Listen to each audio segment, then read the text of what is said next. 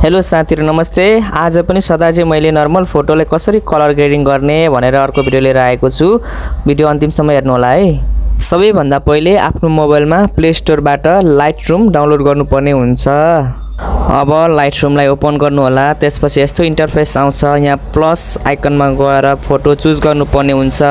म photo choose गर्छु। यहाँ तल स्क्रल डाउन गर्नुहोस्। यहाँ तल म यो फोटोलाई चुज गर्छु जुन क्यामेरा पक्रेको छु।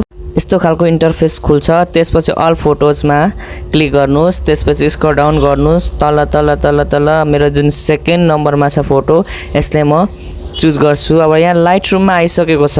अब लाइटरूममा आइसकेपछि सबैभन्दा पहिले कलर्स अप्सनमा जाने हो। कलरमा गइसकेपछि यसको टेम्परेचर मिलाउनु पर्ने हुन्छ। म यसको टेम्परेचर इन्क्रिज 8 मा राख्छु अनि यसको टिन पनि म इन्क्रिज 6 मा राख्छु। यसको अब भाइब्रेन्स पनि मिलाउनु पर्ने हुन्छ। भाइब्रेन्स यसको चाहिँ म 9 मा राख्छु, +9 मा। अब सेचुरेसन पनि अलिकति यसको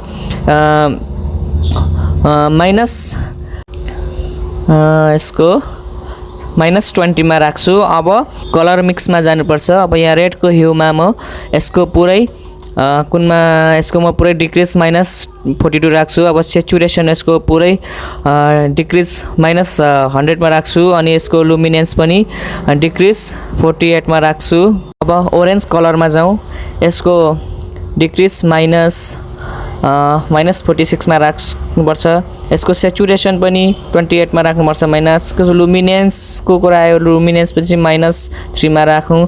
अब हामी एकैचोटि येल्लो कलरमा जाउँ। अब येल्लो कलरको ह्यूको पुरै -100 गर्नुपर्छ। त्यसपछि सेचुरेसन पनि +9100 मै बनाउनुपर्छ। अब लुमिनेन्स जाउँ। लुमिनेन्समा -33 मा राख्नुपर्छ। अब ग्रीन कलरमा जाउँ।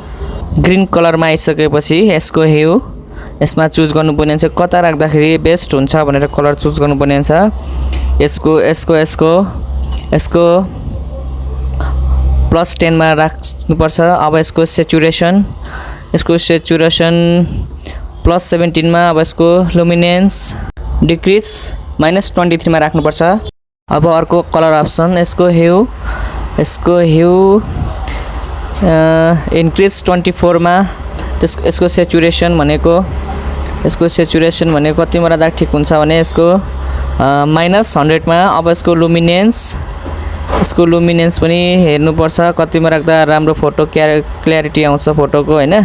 यसको पनि -100 मा हैन यसको 35 मा राख्दा ठिक हुन्छ। अब हामी अर्को कलर अप्सनमा जाउँ। यसको ह्यू -12। अब यसको सेचुरेसन पनि यसको मिलाउनु पर्ने हुन्छ। कतिमा राख्दा फोटो राम्रो देखिन्छ त्यहाँ। यसको चाहिँ यसको +57 मा। अब यसको लुमिनेन्स यसको -17 मा। अब हामी पर्पल कलरमा जाउँ। पर्पल कलरमा गइसकेपछि यसको ह्यू पनि मिलाउनु पर्छ। यसको चाहिँ यसको कतिमा राख्दा ठिक हुन्छ भने यसको माइनस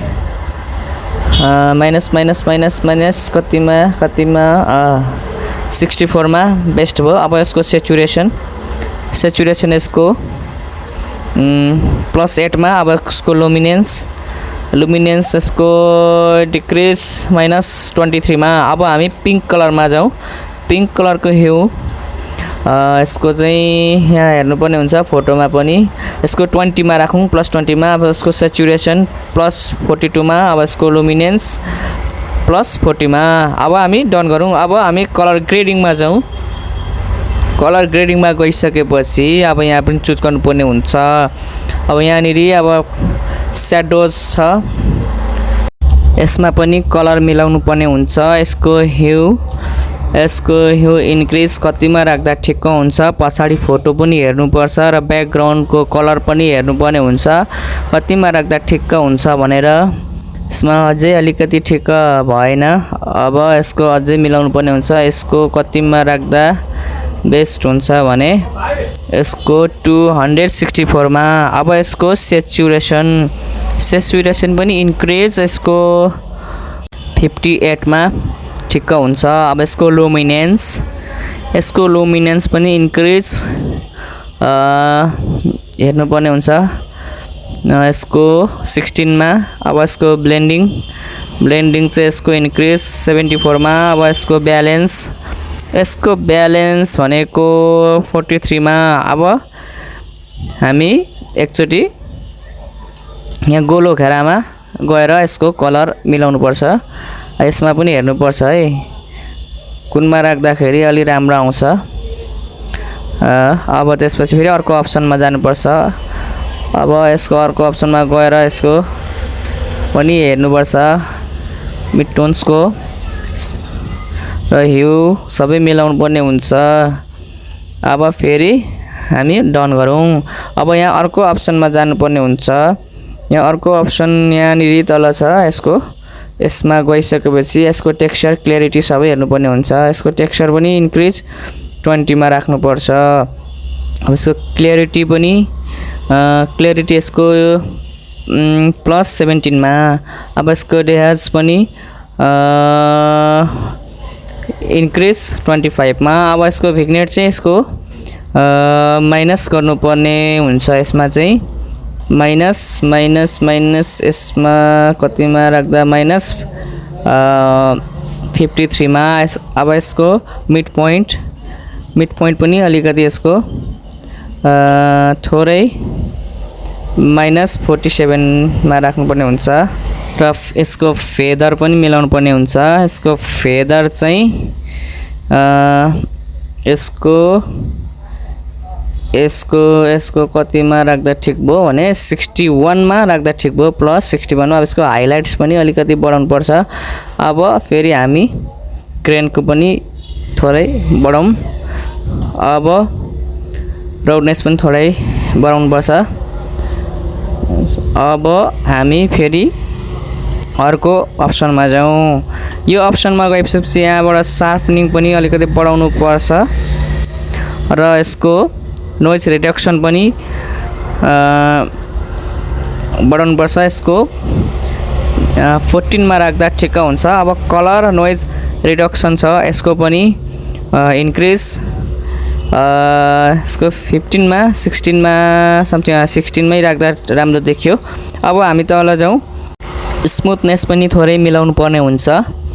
स्मुथनेस चाहिँ यसको कतिमा राख्दा ठिक्क हुन्छ भने यसको चाहिँ इन्क्रिज यतिको अलि भएन। यसको यहाँ हेर्नुपर्ने हुन्छ है फोटोमा पछाडि कतिको यसले उयो गरिरहेछ इफेक्ट गरिरहेछ भनेर। यसको हामी 59 मा राखौँ। अब डिटेलमा पनि जाउँ। डिटेलमा चाहिँ यसको +66 मा राखौँ। अब यहाँ जुम अप्सन छ जुममा पनि जाउँ। यसको अब रिमुभ क्रोमेटिक एबोरेसन पनि इनेबल गर्नुपर्छ। यति गरेपछि चाहिँ फोटो फाइनली कम्प्लिट भएको छ। तपाईले हेर्न सक्नुहुन्छ कति राम्रो र कस्तो पछाडि ब्याकग्राउन्ड चेन्ज भएको छ कलर। अब यो सेभ गर्नको लागि तपाईले शेयर बटनमा जानुहोस्। शेयर बटनमा गइसकेपछि सेभ टु डिभाइसमा क्लिक गर्नुहोस्। यति गरिसकेपछि तपाईको फोटो ग्यालेरीमा सेभ भएर बस्छ। हस् त, थ्यांक यू।